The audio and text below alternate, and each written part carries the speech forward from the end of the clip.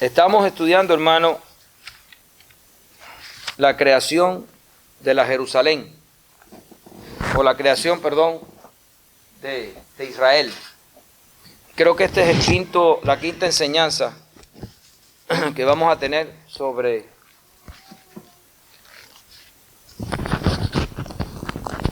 la enseñanza de la creación de Israel.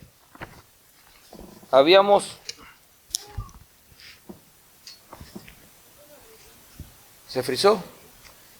No sé, pero ese teléfono quiero que me lo vea.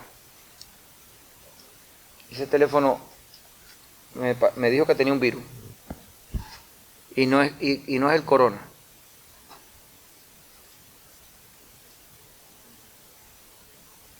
¿Ya lo desfrizaste? Tal vez porque estaba apagado tanto ratico.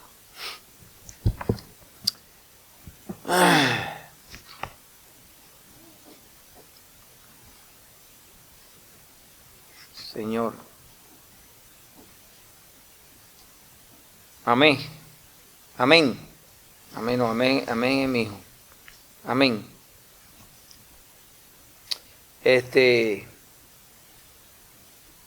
No sé si ustedes están siguiendo los videos en YouTube para rectificar la enseñanza, pero se lo digo y se lo recordaré. Rectifiquen las enseñanzas, vuelvan a verla, véanla, hermano, cojan un tiempecito y escúchenla de nuevo, analícenla. Vamos a ver si hemos aprendido algo. Estudiamos el Israel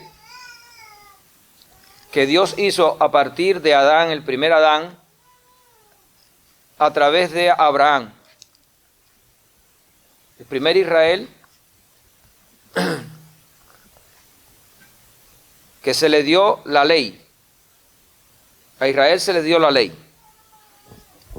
Y habíamos visto que esta ley y todo lo que Dios le mandó al pueblo de Israel era una, ¿quién me ayuda ahí? Era una imagen de lo que vendría luego. Y era una imagen de lo que Dios le había mostrado a Moisés. ¿Dónde? ¿Dónde Dios le mostró a Moisés en el monte Sinaí? Dios le mostró a Moisés lo que él tenía en el cielo. Y vimos que esa ley, ese tabernáculo, todo aquello era una imagen de algo que llegaría en un futuro. Amén. Vimos eso, ¿no es verdad?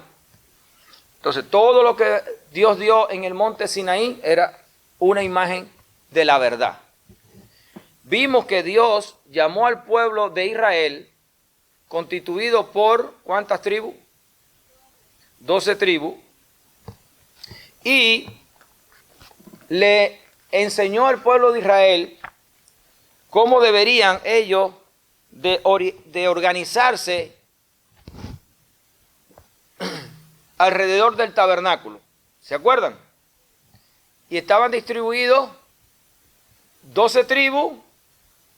A los 4 puntos cardinales son 3 tribus por cada punto cardinal son 12 tribus. Pero había una tribu, que era la 13 tribu, que el Señor la puso alrededor del tabernáculo, la tribu de Leví. Ahora, fíjense, hay algo interesante. Esa organización se perdió desde el momento que Israel salió del desierto.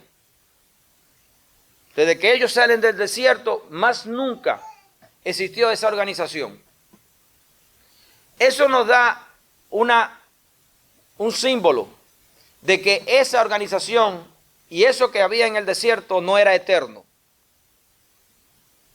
Eso no se mantuvo para siempre, Dios no lo sostuvo siempre en el pueblo de Israel, mostrando que eso un día dejaría de existir aquí en la tierra y que eso era una imagen de lo que vendría en verdad. Pero hoy vamos a estudiar el otro Israel que Dios crea, el llamado Israel celestial. Vamos a ver esto, vamos a ver a Gálatas, capítulo 6. Vamos a empezar por allí.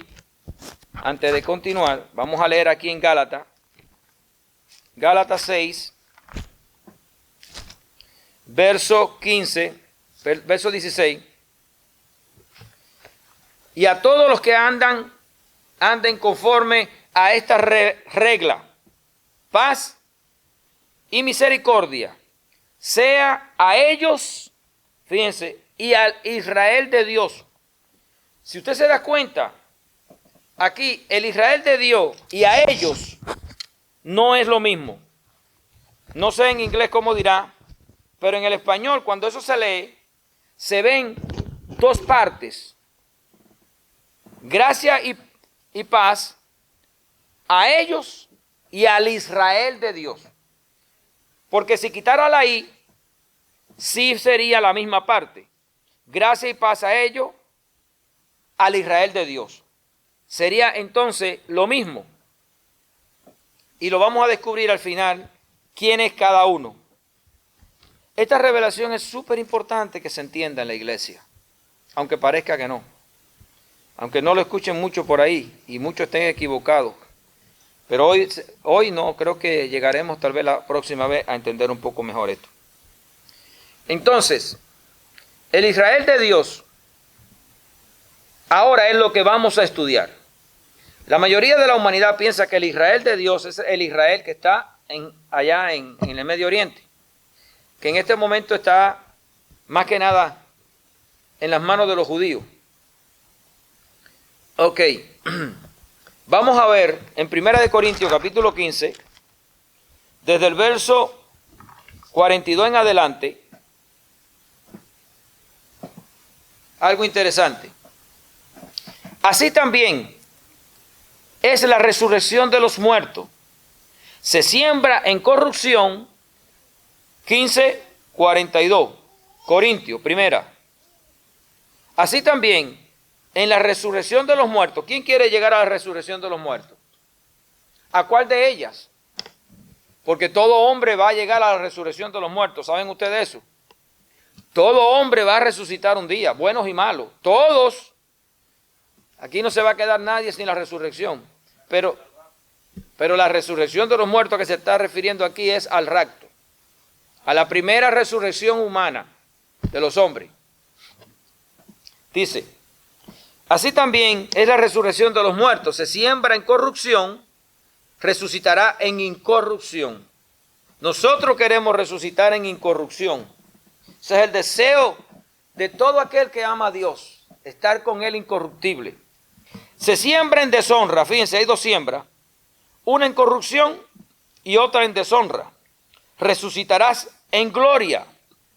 Otra más, tercera, se siembra en debilidad, resucitará en poder. Otra más, se siembra cuerpo animal, resucitará cuerpo espiritual. Hay cuerpo animal y hay cuerpo espiritual. Hay un cuerpo para el hombre animal, este que tenemos, y hay un cuerpo que aún no nos han dado, que es espiritual. Así como fuimos conocidos, así llegaremos a ser. Dios determinó cómo hacernos. El plan no es este, el plan es otro. Pero estamos en el proceso. Así que nos siembran, morimos en corrupción, morimos en deshonra, morimos en debilidad, morimos en el cuerpo animal, pero resucitamos incorruptible, en poder espiritual, resucitamos con otro cuerpo. Aquí el 45 dice, así también está escrito, fue hecho el primer hombre, Adán, alma viviente, el postrer Adán, espíritu vivificante. Primer Adán, ¿quién es el primer Adán? El que Dios hizo de la tierra. Ese ser es el primer Adán. Ahora, hay otro Adán. Y dice que este otro Adán es un espíritu vivificante. ¿Sabemos quién es el segundo Adán? Cristo. Vamos a analizar algo. Cuando Dios dijo, yo hice el primer Adán, constituyó una raza de seres. La raza humana con cuerpo terrenal. Adán somos todos nosotros al nacer de nuestra madre. Ese es el Adán que Dios habla. Todo el que nace de mujer le pertenece al primer Adán. Allí vimos cómo Dios hizo el primer Israel. De ese Adán, Él hizo la imagen. Pero ahora Él ha hecho otro Adán. Por lo tanto, este otro Adán también tiene la responsabilidad de traer un Israel. Al Israel de Dios. El Israel de Dios es creado del segundo Adán. ¿Entienden eso? De allí viene el Israel de Dios. El primer Israel no es de Dios, es una imagen. El primer Adán no es el hombre que Dios quiere, es una imagen. Tenemos que pensar en el Señor como, si lo quieren entender, tienen que verlo como Él ve las cosas.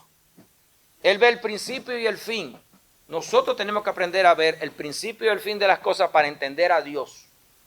En su trabajo, en lo que Él está haciendo, en lo que Él quiere llegar. Dice, así también está escrito, fue hecho el primer hombre, Adán, alma viviente. El postrer Adán, el segundo, espíritu vivificante. Ok, de aquí yo le hago una pregunta. ¿Quién fue el primer hombre en la tierra? Aquí se puede entender que pueden haber habido otros hombres aparte de Adán en la tierra.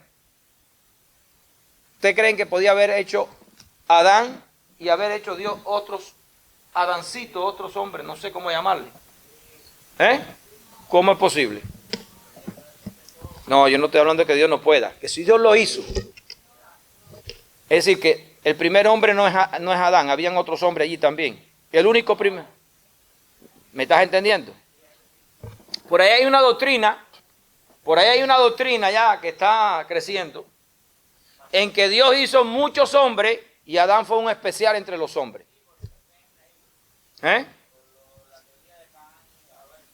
No sé por dónde es, pero yo la escuché ya. No se dejen engañar. Dios hizo un primer Adán y un segundo Adán. La familia del primer Adán son todos los que nacen de la carne. La familia del segundo Adán son todos los que nacen del Espíritu.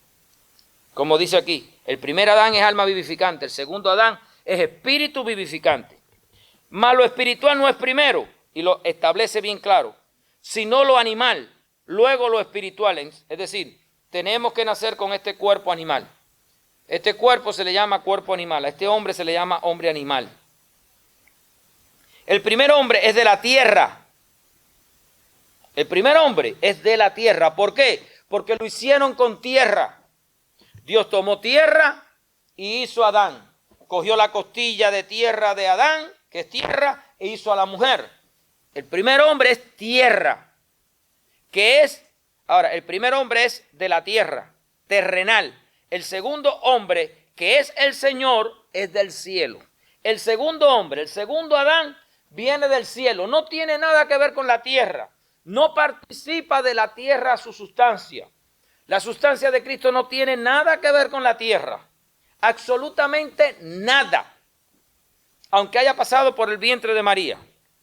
Aunque coma y se canse y tenga sed y vaya al baño y se bañe y haga todas las necesidades del hombre, no tiene nada que ver con la tierra. Vino del cielo. Algo también que no sé lo que le pasa a los teólogos, ¿por qué lo complican tanto? Jesús vino de arriba. Jesús no tiene nada que ver con la sangre de María, no tiene que ver nada con la sangre de José, no tiene que ver nada con David. Por eso cuando Jesús le dice, ustedes dicen que el Mesías es hijo de David. Entonces, ¿por qué David dijo en el Espíritu, diga el Señor a mi Señor, siéntate a mi diestra? Si David le dijo Señor, ¿cómo va a ser entonces que es hijo de él? ¿Cómo David le va a decir Señor a su hijo? Y la gente no entendía. Así hoy muchos teólogos están perdidos, hablando de la mitad de la sangre de Jesús con la de María, mezclando cosas que está tan claro en la palabra y no lo revelan como es, sino van a los estudios almáticos y siguen siendo tierra. El primer hombre es de la tierra, el segundo hombre, que es el Señor, es del cielo. Cual el terrenal, también los terrenales, y cual el celestial, también los celestiales. En otras palabras, si naces de una mujer, eres idéntico al primer Adán. Tu sustancia es tierra. Si naces de Jesucristo, ya no vas a nacer de tierra, ahora vas a nacer del Espíritu de Dios. Naces de arriba. Y no tienes nada que ver con la tierra tu nacimiento. Por eso Jesús le dijo a Nicodemo, lo que nace de la tierra es tierra, lo que nace del Espíritu es espíritu. Dice después, y así como han traído la imagen del terrenal, traeremos también la imagen del celestial. Pero esto digo, hermano, que la carne y la sangre no pueden heredar el reino de Dios, ni la corrupción heredará la incorrupción. Entonces aquí estamos viendo el establecimiento de dos Adanes. Un Adán tierra, un Adán celestial. Un Adán que se le dio una obra, y aquí está el primer pacto, la ley, y toda la sombra de aquello que Dios quería que el hombre entendiera. Y vamos a ver ahora el segundo hombre que también tiene que crear, tiene que ser, a través de él, tiene que crearse una Jerusalén de Dios, una Jerusalén celestial. El propósito de todo lo que se hizo con el pueblo de Israel es una imagen, y ya lo estudiamos. Todo aquello era una imagen, pero no era la verdad. Ahora, con el segundo Adán es donde Dios trae la verdad. Por eso la Biblia dice que Moisés trajo la ley, pero Jesucristo, la verdad y la gracia. O escuchen bien, Jesucristo trae la verdad y la gracia que estaba escondida y que por medio de los profetas se habló de esta gracia venidera, pero que le dijeron no es para ustedes, sino es para el futuro. Eso lo dice Pedro. Ahora, vamos a ver lo que dice Gálatas capítulo 6, verso 15. Gálatas, perdón. No. Ya lo leímos, perdón. Ya leímos Gálatas. Ya lo vimos que Gálatas dice que nosotros tenemos que hay un Israel de Dios. Y hay unas personas que tienen una ley. Y de acuerdo a esta ley, de acuerdo a esta visión, ellos caminan. Ahora, vamos a ver. En el primer pacto hubo un sacerdote, sumo sacerdote. Dios estableció un sumo sacerdote. ¿Cómo se llamó el primer sumo sacerdote? Aarón. De Aarón, de la sangre de Aarón, hasta que se acabó el templo, hasta que el templo fue destruido, siempre existía un sumo sacerdote para expiar los pecados del pueblo una vez al año. ¿Saben eso, no es verdad? El sumo sacerdote entraba una vez al año y allí derramaba la sangre del macho cabrío para que el pueblo de Israel fuera perdonado por un año, para que tuviera gracia delante del Señor por un año para el perdón de los pecados. Y todos los años aquel sumo sacerdote tenía que entrar. Pero el sumo sacerdote moría y tenía que cambiar. ¿Cómo cambiaba? El hijo de él, uno de sus hijos, el primogénito, tomaba ese lugar. Tomaba ese lugar. Y así sucesivamente hasta que el templo desapareció. En dos momentos.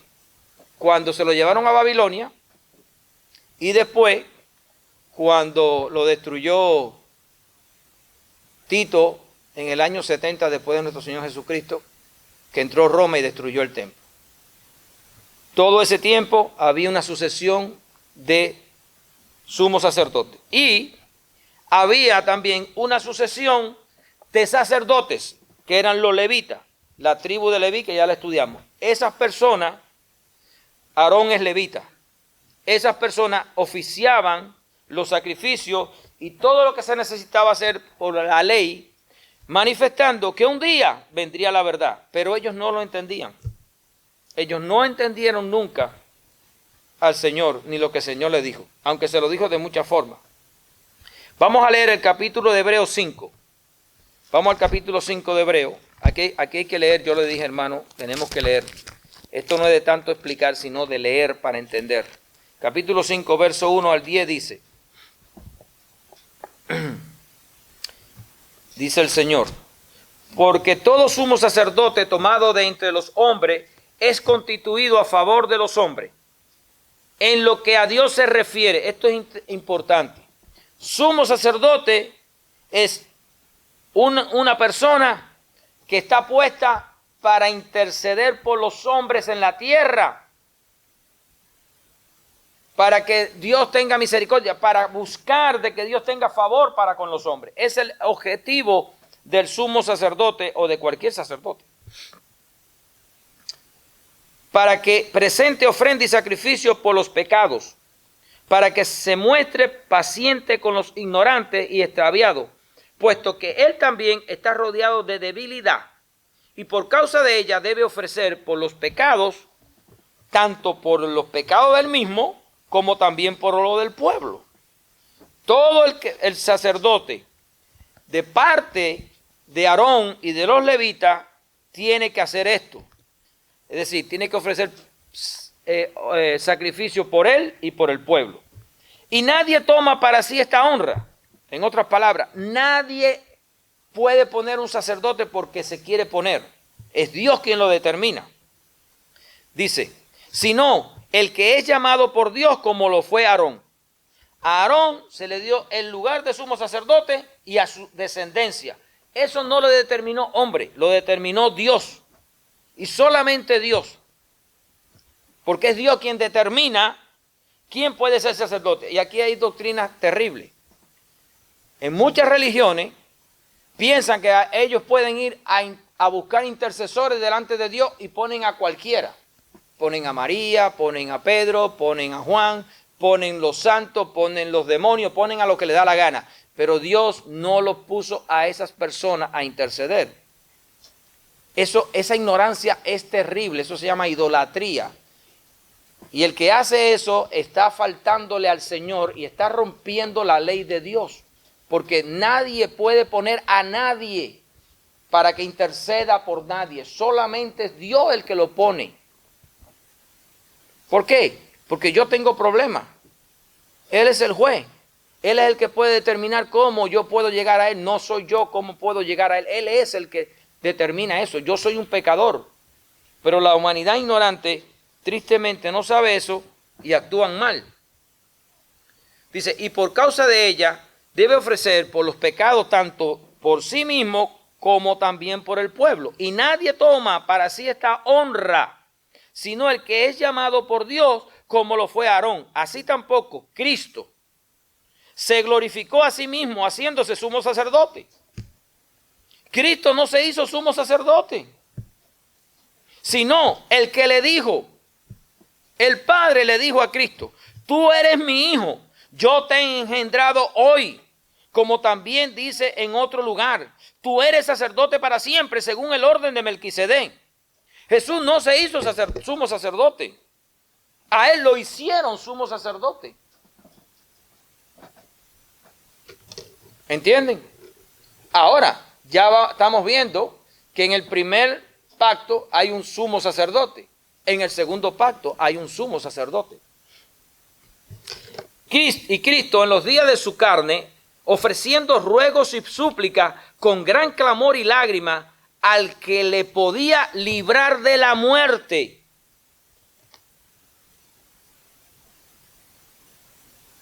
Pongámonos en los zapatos del Señor. Nuestro Señor con lágrimas pedía misericordia para que Él fuera librado de la muerte. ¿Quién puede entender eso? ¿Quién me puede decir algo? ¿Por qué pasaba esto?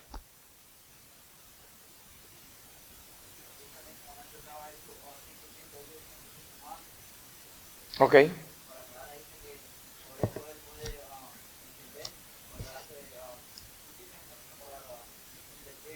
Por nosotros. Pero dice que el Señor estaba pidiendo misericordia por él para que el Padre, el Creador, lo librara a él de la muerte. ¿Eh? Ok. Miren, hermano, Jesús ahí está. Miren lo que es la humildad de nuestro Señor.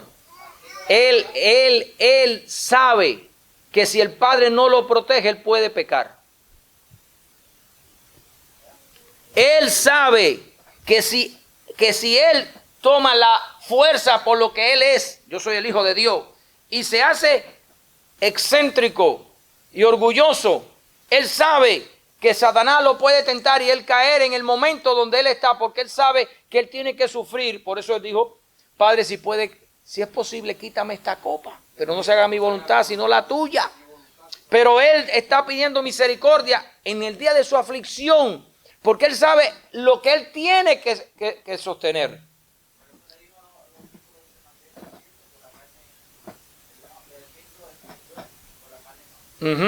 Acuérdense que el Señor dijo en la cruz: Padre, ¿por qué me has abandonado?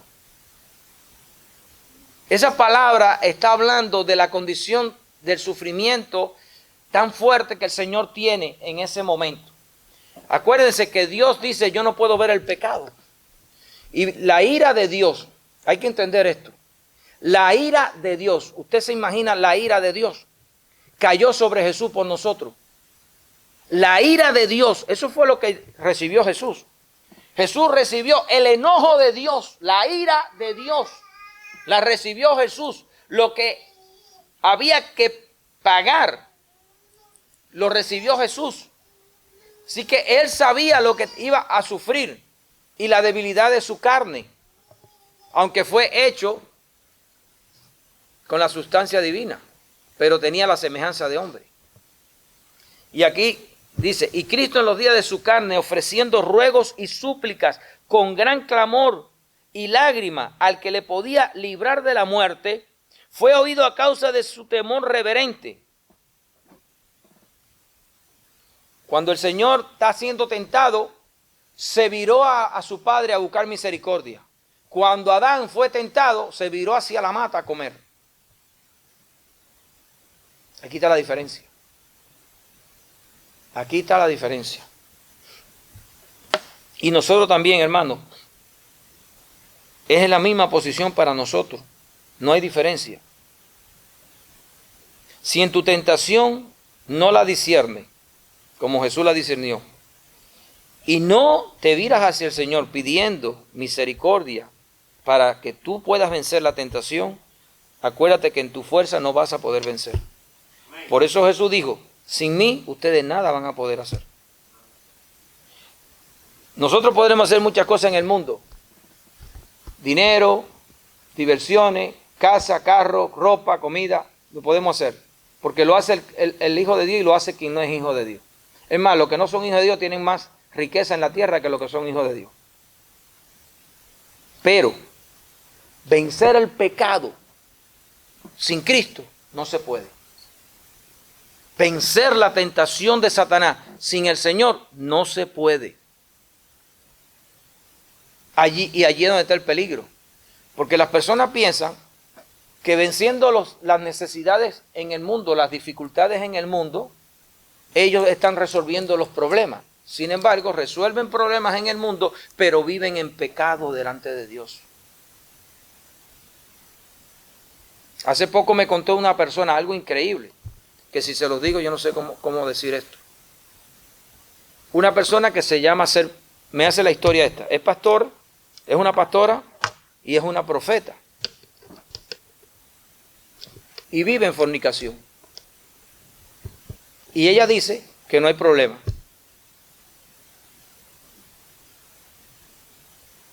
Que no tiene problema por vivir en fornicación. Que Dios pagó sus pecados y que ella no tiene problema. ¿Qué clase de tentación le han puesto que la tienen envuelta? Esa misma mujer dice, la persona esta me cuenta que le dijo: yo no me voy a casar con esta persona hasta que yo no me acueste con él y sepa lo que él hace. ¿Qué les parece a usted del corazón de esa persona, pobrecita? Usted dice que es profeta.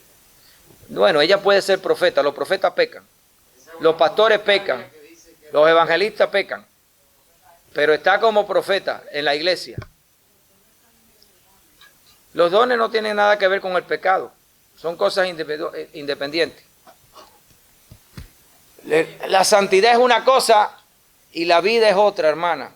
El llamado es una cosa y la forma de vida de las personas es otra.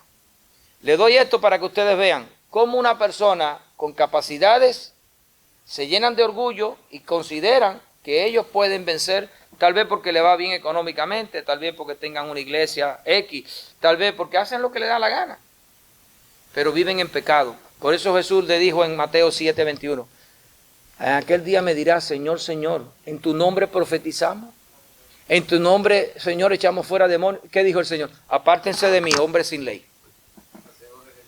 Hombres sin ley. Ustedes no me respetaban. Ustedes porque hacían milagros, ustedes pensaban que ustedes son los que lo hacen. Y hoy en día la iglesia tristemente vive muchos de estos pecados y ellos consideran que porque tienen un pueblo a quien le hablan, o porque tienen un pueblo que le obedecen, porque ellos pueden leer la Biblia y conocen la Biblia a la manera que ellos la conocen, pero no conocen a Dios. Porque esto lo conoce el diablo. Y el diablo tiembla. Pero no obedece. Tiembla, pero no obedece. Aquí está el problema. No es temblar, es obedecer. Jesús estaba temblando ahí, pero estaba obedeciendo, que es la parte importante. No importa que tú tiembles mucho, lo que importa es que tú obedezcas. No importa que tú dejes de temblar, lo que importa es que tú obedezcas lo que el Señor dice. Entonces queremos la vida eterna, pero hacemos lo que nos da la gana. Cuidado, hermano. Cuidado. Cuidado. La semana pasada, o la antepasada, que fue cuando vinimos, le enseñé, y voy a poner este paréntesis aquí, pueden ver el video, tener la mente de Cristo. La Biblia dice, Pablo dice, nosotros tenemos la mente de Cristo. Ahora, hay mucha gente que dice, no, nosotros tenemos la mente de Cristo, pero piensan en pecar. Piensan en vivir, Cristo es ministro de pecado. La mente de Cristo es concepto de mundo, concepto de pecado. No, hermano, esa no es la mente del Señor. Nos adjudicamos una mentira y nos consideramos correctos porque o tenemos un título, o tenemos una congregación, o tenemos bendiciones terrenales.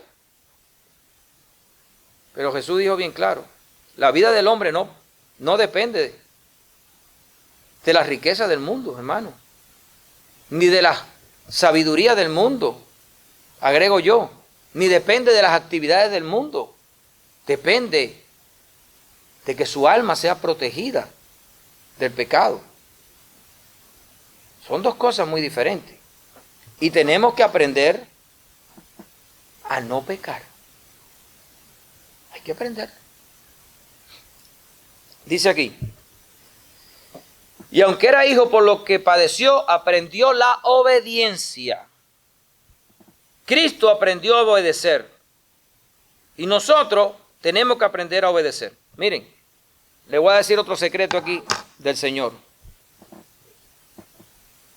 Cuando una persona viene a Cristo, no es un secreto, pero a veces no se entiende bien esto, y recibe el perdón de sus pecados, esa persona es un santo, ¿sí o no?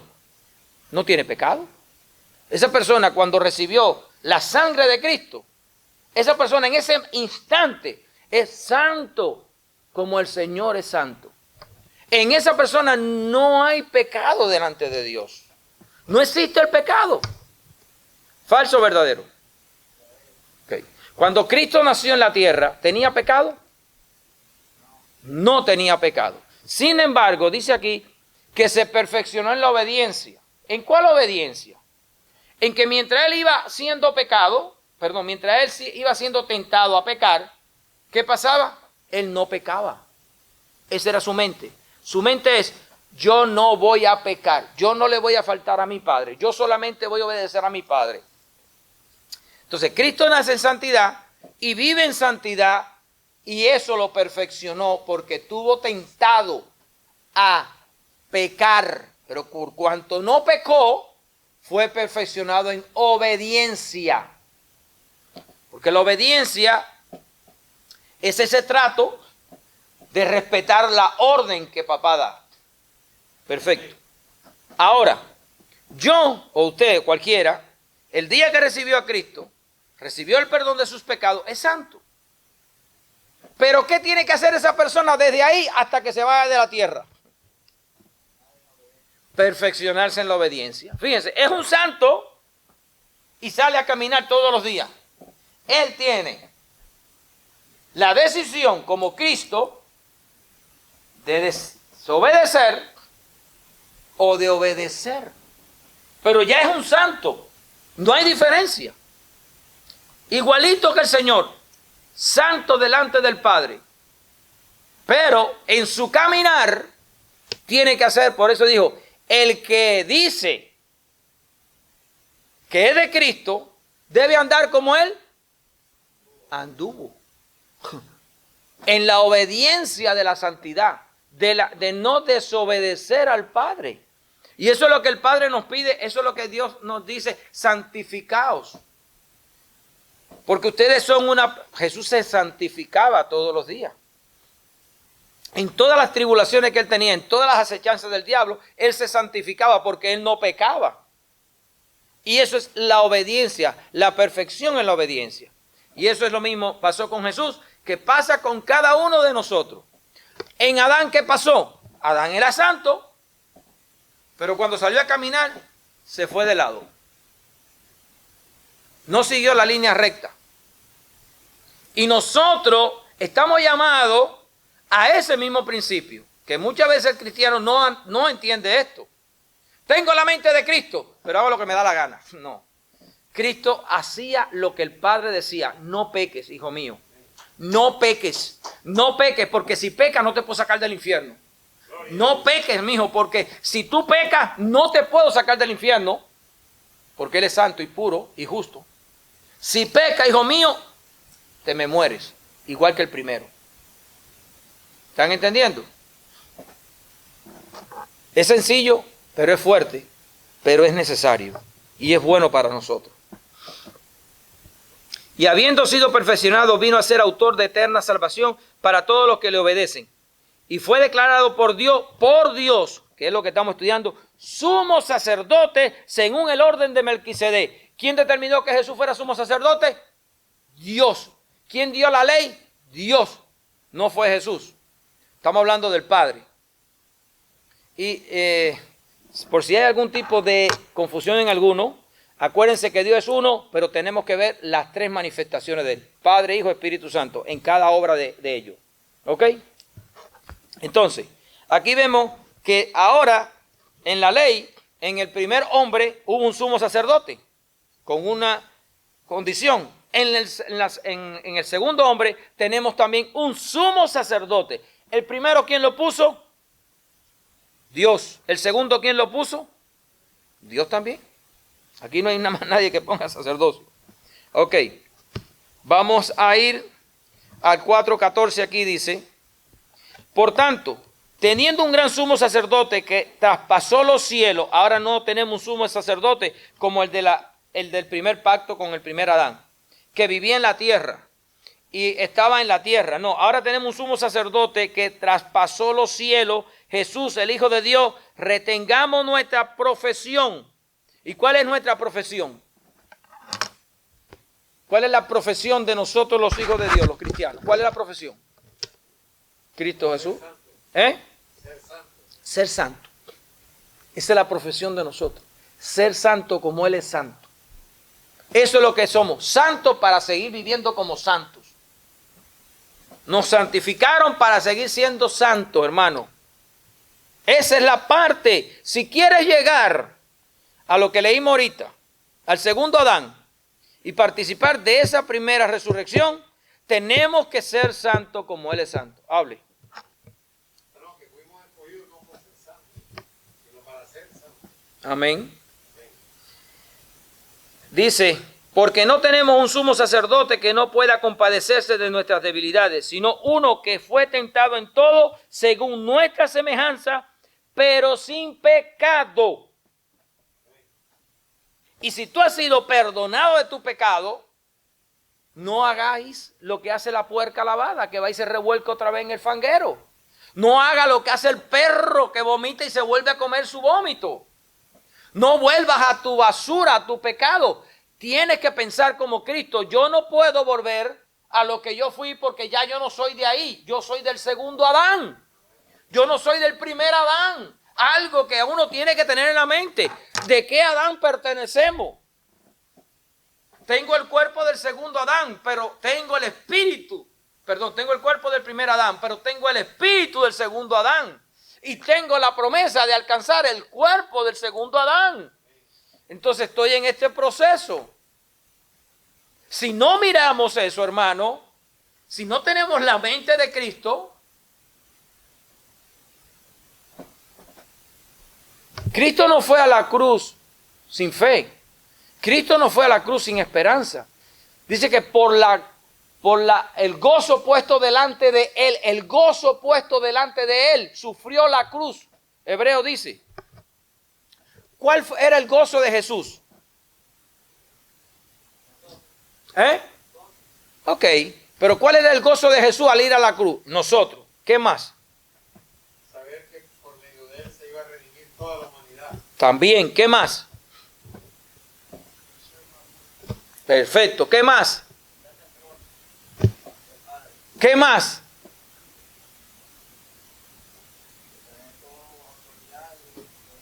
¿Qué más? Todo lo que están diciendo es perfecto. Ok, dímela.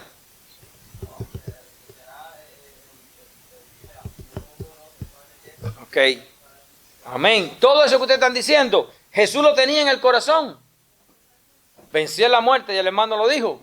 Todo eso estaba en el corazón y sobre todo cumplir la voluntad de su Padre al final. Y tomar el lugar que el Padre le dijo, siéntate a mi diestra, pondré a tus enemigos por estrado de tu pie. Venció la muerte, todos tus enemigos van a ser destruidos. Vas a tener al final vas a tener un cielo nuevo, una tierra nueva, con seres humanos santos. Vas a tener tus hermanos, vas a tener lo que después vamos a ver que es el Israel celestial. Vas a tener todas estas riquezas te pertenecerán, Señor. ¿Se acuerda lo que el diablo le dijo a Jesús en la tentación? Al final cuando le dice, oye Jesús, ven acá, mira, sube aquí. Mira todo esto, mira esta gloria me pertenece, me fue entregada. Si tú me adoras, arrodillado, te la doy. No, solo al Padre adorará. Yo tengo más gloria que esta. Así que Jesús no fue a la cruz porque fue a la cruz. No solamente era salvarnos, sino todo lo que tiene para nosotros. El segundo Adán tiene una promesa mucho más grande que ya la hemos estudiado, pero vamos a seguir adelante. Acerquémonos pues, hermano, si usted cree en esto que estamos hablando, si de verdad creemos, acerquémonos pues confiadamente al trono de la gracia, para alcanzar misericordia y hallar gracia para el oportuno socorro. ¿Cuándo? ¿Cuando te dé el coronavirus? Sí, gloria a Dios. Pero trata de tener oportuno socorro cuando venga la tentación para matarte. Allí es donde hay que tener oportuno socorro de parte del Señor. Allí es donde hay que de verdad arrodillarse y pedir misericordia, Señor, que yo no caiga en el pecado. Porque el pecado es el que me va a matar. A nosotros no nos va a matar el coronavirus. Nos apartará de este cuerpo por un breve tiempo hasta que el Señor nos dé el otro. O cualquier enfermedad.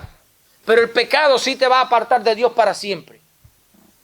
Ese sí es verdad que no va a tener misericordia de nosotros. Allí es donde hay que buscar oportuno socorro para el momento difícil. La gente, ay, que no puedo pagar la casa. Es el momento difícil. No, tal vez tú no puedas pagar la casa. Te tengas que mudar a otra. Te tengas que ir con un hijo. Aún te puedes ir para debajo de un puente. Pero ¡ay!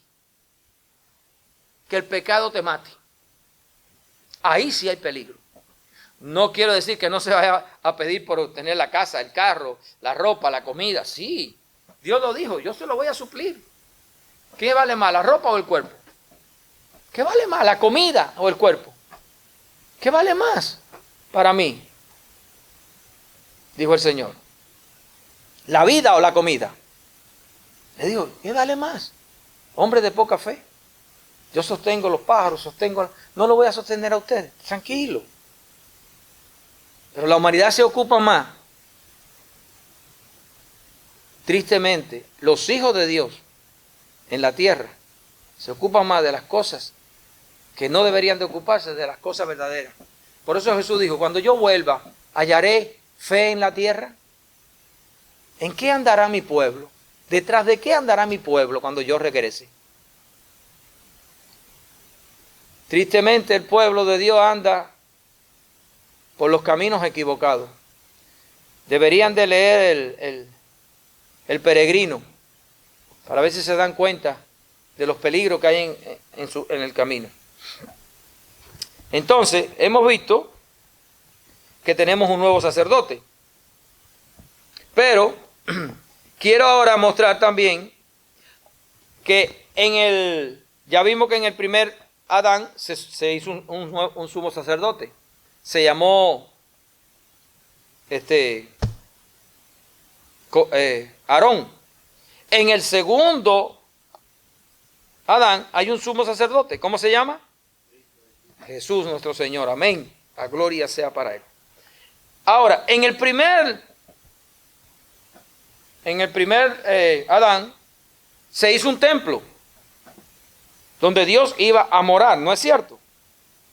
Empezó en el desierto con una carpa. Terminó con el hijo de David, Salomón, con un templo inmenso. Y después se levantó cuando se terminó la esclavitud del pueblo de Israel con Babilonia, con Nehemías, el segundo templo se restauró. Vamos a ver ahora el capítulo 8 de Hebreo ahí mismo, capítulo 8, verso 1, del 1 al 7 voy a leer y dice así. Ahora bien, el punto principal de lo que venimos diciendo es que tenemos tal sumo sacerdote, el cual se sentó a la diestra del trono de la majestad en los cielos, ministro del santuario, un templo, y de aquel verdadero tabernáculo, templo, que levantó el Señor y no el hombre. Porque en la tierra los israelitas levantaron el templo, lo hicieron ellos. Pero ahora en el cielo no lo hizo el hombre, lo hizo el Señor.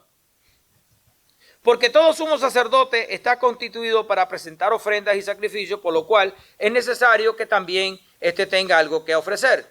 Así que si Jesús estuviera sobre la tierra, ni siquiera sería sacerdote, hermano. Con razón oía al judío ese diciendo que cuando Jesús venga no podía hacer sacrificio en el templo. Ay, Padre mío. ¿Se acuerdan que le dije eso?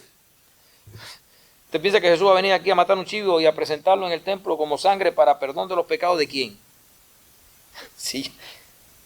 Miren lo que es la mente de un judío cristiano. No, cuando Jesús venga no puede entrar al templo porque hay un sumo sacerdote del orden de Aarón. Seguro, él no se va a ir al templo a sentarse ahí a hacer un sacrificio. Qué cosa tan absurda. Y son gente que están guiando al pueblo. ¿A dónde, hermano? ¿A dónde lo están guiando? Para cuando Satanás venga, que el ángel lo tire, también él estará ahí, hermano. Para presentar ofrendas, pues todo sumo sacerdote está constituido para presentar ofrendas y sacrificios, por lo cual es necesario que también éste tenga algo que ofrecer.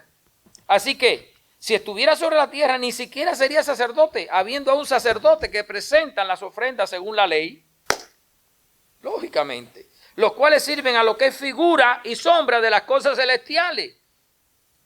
Figura y sombra, esa no es la verdad. Como se le advirtió a Moisés cuando iba a erigir o a levantar el tabernáculo diciendo, mira, haz todas las cosas conforme al modelo que se te ha mostrado en el monte. Pero ahora tanto mejor ministerio es el suyo, el de Jesús, cuanto es mediador de un mejor pacto, un mejor acuerdo, establecido sobre mejores promesas. Porque si aquel primero hubiera sido sin defecto, ciertamente no se hubiera procurado lugar para el segundo. Un nuevo templo, un diferente sacrificio, tenemos ya un sacerdote diferente. y un Adán diferente. Vamos a leer ahora el 9, del 1 en adelante, hasta el 14 creo que voy a leer. Ahora bien, aunque el primer pacto tenía ordenanza de culto y un santuario terrenal, que lo hicieron en el desierto, y continuó como dije, porque el tabernáculo estaba dispuesto así. En la primera parte, la llamada el lugar santo, estaba el candelabro, la mesa y los panes de la proposición. Tras el segundo velo estaba la parte del tabernáculo llamado el lugar santísimo, donde estaba, el cual tenía un incensario de oro y el arca del pacto cubierta de oro por todas partes, en la que estaba una urna de oro que contenía el maná, la vara de Aarón que reverdeció y echó granada, y las tablas del pacto. Eso estaba dentro de esa caja del pacto. Y sobre el propiciatorio era una tapa que tapaba esa caja. Así, llamada arca. Así dispuestas estas cosas, en la primera parte del tabernáculo, entran los sacerdotes continuamente para cumplir los oficios del culto. Todos los días entraban sacerdotes a presentar sacrificios para perdón de los pecados de las personas. Pero en la segunda parte, en el lugar santísimo, donde estaba el arca, solo el sumo sacerdote una sola vez al año, no sin sangre, la cual ofrece por sí mismo y por los pecados de ignorancia del pueblo. Oigan bien, escuchen aquí la palabra interesante, ¿cuál es? Ignorancia. La palabra es ignorancia, no pecados conscientes, pecados ignorantes, donde el pueblo pecaba, tenía la ley, sabía lo que era el pecado, pero Dios le llama ignorante. ¿Cómo es posible que si tú sabes la ley, tú peques en ignorancia? No. Los cristianos también pecan. Con el... Ok. Aquí es donde está el problema. La debilidad humana. Es lo mismo que le pasaba al judío que nos pasa a nosotros los cristianos. Nosotros podemos pecar. Cuando tú pecas en ignorancia, tú no estás pecando en rebeldía. Tú estás pecando en la debilidad de tu cuerpo. Por eso tienes perdón de pecado. Tienes un conocimiento, pero el cuerpo te lleva. En ese momento tú estás pecando en una ignorancia. Pero ahora lo que pasa es que nosotros los cristianos, cuando tenemos el Espíritu Santo, Él nos redarguye y rápidamente nos dice, ¿qué vas a hacer? Antes que tú empieces a pecar, ya Él te está poniendo en la mente, eso es pecado. El judío no lo tenía, conocía la ley, pero su cuerpo lo lleva, como dijo Pablo, yo hago lo que no quiero y lo que quiero no lo hago.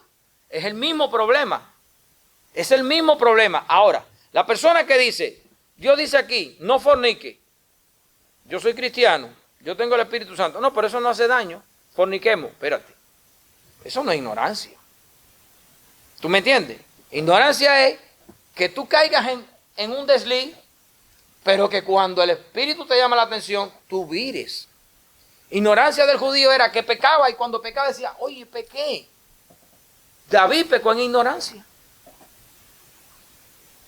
Por eso Dios lo perdonó. Mató a un hombre y adulteró con una mujer, pero lo hizo en ignorancia.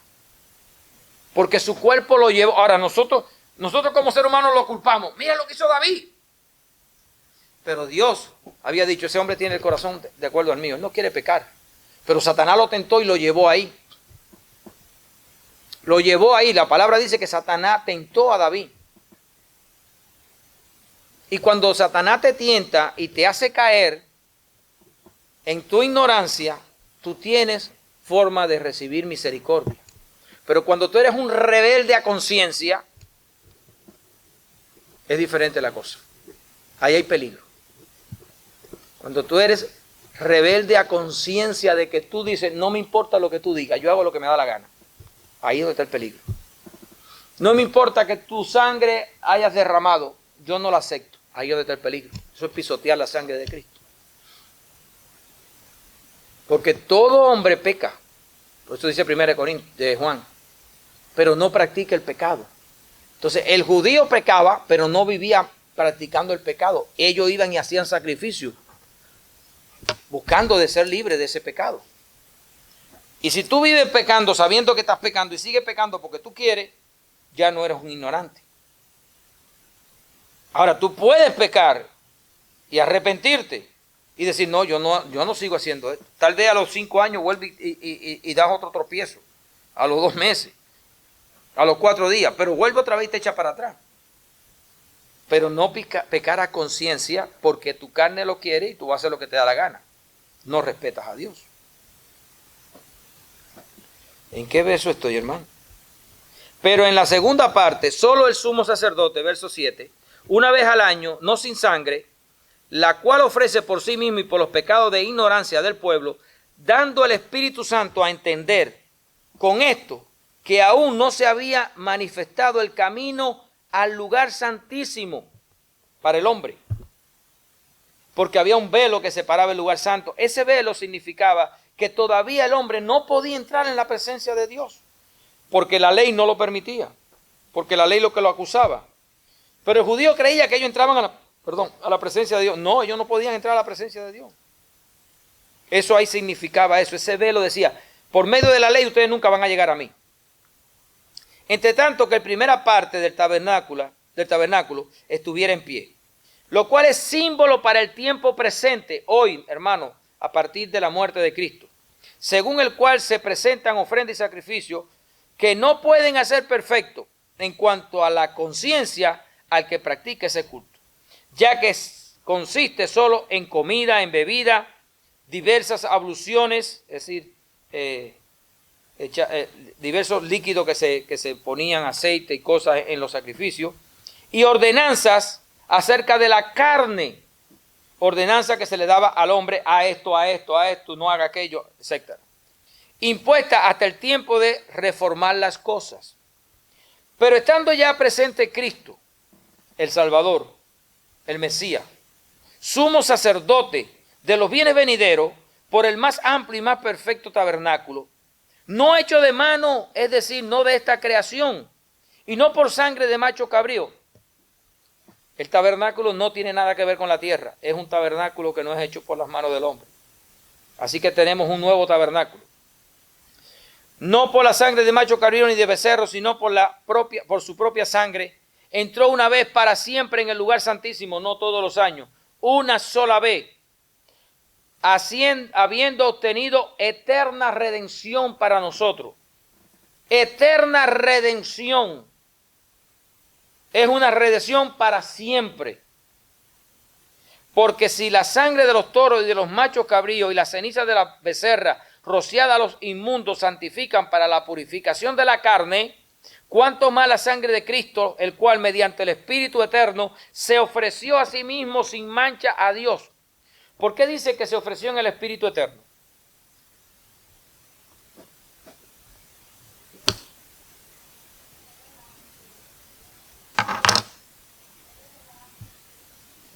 Él es hecho del Espíritu Santo. Allí lo que se estaba ofreciendo era el Espíritu de Dios. El Espíritu de Dios no lo engendró, el Espíritu de Dios se hizo hombre. Dios se hizo hombre. Es el Espíritu, Cristo es el Espíritu. ¿Lo ven? ¿Lo entienden? Limpiando vuestra conciencia de obras muertas para que sirvamos al Dios vivo. Así que aquí tenemos un nuevo sacerdote, tenemos un nuevo templo, no hecho de mano. Lo mismo que pasó en el desierto, aquí lo estamos viendo otra vez repetirse. Ok, ahora, ¿cuántas tribus habían en el desierto? 12 tribus. Para terminar y dejar esta última parte, vamos a Apocalipsis 21. Al final de los tiempos, lo voy a tocar levemente porque ya tenemos casi una hora, creo.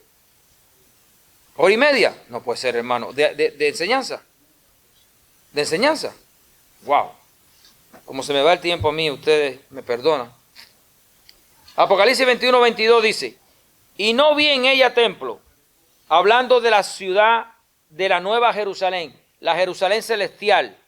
Hay una Jerusalén aquí en Israel, hay una Jerusalén en el cielo, en el Israel de Dios. Hay una Jerusalén, en la Jerusalén celestial. Vamos a empezar el próximo domingo con esta enseñanza más fuerte, pero... Y no vi en ella templo, porque el Señor Dios Todopoderoso es el templo de ella y el Cordero. Este es Jerusalén. La ciudad no tiene necesidad de sol ni de luna que brille en ella, porque la gloria de Dios la ilumina y el Cordero es su lumbrera. Y las naciones que hubieron sido salvas andarán a la luz de ella, y los reyes de la tierra traerán su gloria y honor a ella. Sus puertas nunca serán cerradas de día, pues allí no habrá noche, y llevarán la gloria y la honra de las naciones a esa ciudad. Ahora, ¿dónde están esas naciones? En el capítulo 21, verso 12 dice, esa ciudad tenía un muro grande y alto con 12 puertas. 12 puertas en el muro de la ciudad, y en las puertas 12 ángeles, y nombres inscritos que son de las 12 tribus de los hijos de Israel. Al oriente 3 puertas, al norte 3 puertas, al sur 3 puertas, al occidente 3 puertas. Aquí encontramos lo mismo que se dio en el desierto. 12 tribus. Y encontramos ahora aquí 12 naciones en la Nueva Jerusalén. La realidad de la sombra. Amén por esa palabra, mija.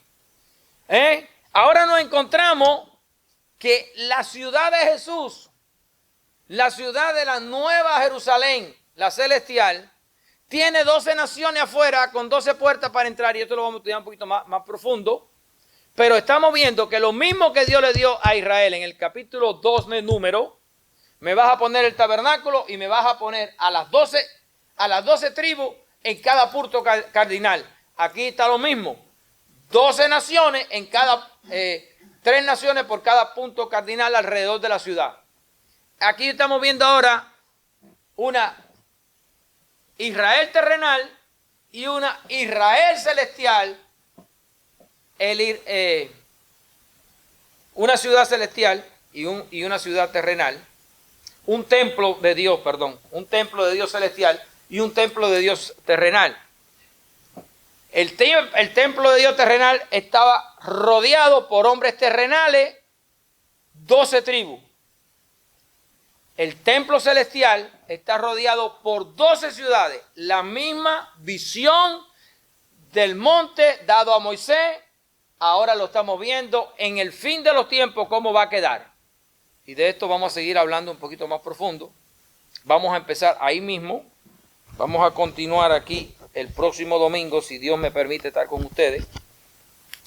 Y no me lleva, voy a estar aquí con ustedes. Si no, hermano, si quieren aprender más, van a tener que decirle al Señor que suban un momentico al cielo y yo allá les enseño. Amén. No hay problema. Así que aquí ahora vemos, ya tenemos un templo, ya tenemos un sumo sacerdote, ya tenemos un sacrificio y ahora tenemos una ciudad con la misma condición de lo que se hizo en la tierra, pero eterna. Amén. ¿Entendemos? Si hay preguntas, si hay cosas que preguntar, vamos a dejarla para después. El próximo domingo quiero que vuelvan a ver estos videos. Analícenlos, por favor, hermano. Miren esto, porque esto es la esperanza de nosotros. El conocimiento de la eternidad, de lo que Dios quiere para nosotros. Le pido al Padre Celestial que nos ilumine, que nos dé sabiduría, entendimiento de esta gran revelación que Él nos dejó a través de su palabra. Aquí está para todo aquel que quiere. Y todo el que quiera llegar, hermano, tiene la oportunidad. Nos quedamos aquí. Nos queda tocar la tierra que se le dio a cada uno de los dos Adanes. La ley nueva que se le dio al segundo Adán. Ya la primera la estudiamos. Estudiar un poquito más de la ciudad. Y la casa de Dios. el reposo del Señor. Vamos después a entrar. Amén. Que la paz del Señor sea con todos mis hermanitos. Que el Señor me los guarde y me los llene de paz, de gozo y de alegría.